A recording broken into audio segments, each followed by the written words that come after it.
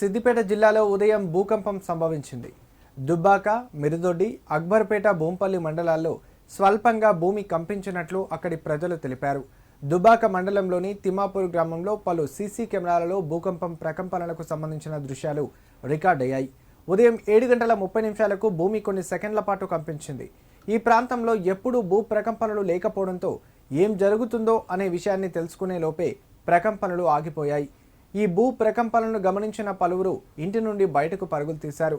గతంలో ఎప్పుడూ లేని విధంగా ఇక్కడి ప్రాంతంలో భూమి కంపించడం జరిగిందని ప్రజలు చర్చించుకుంటున్నారు.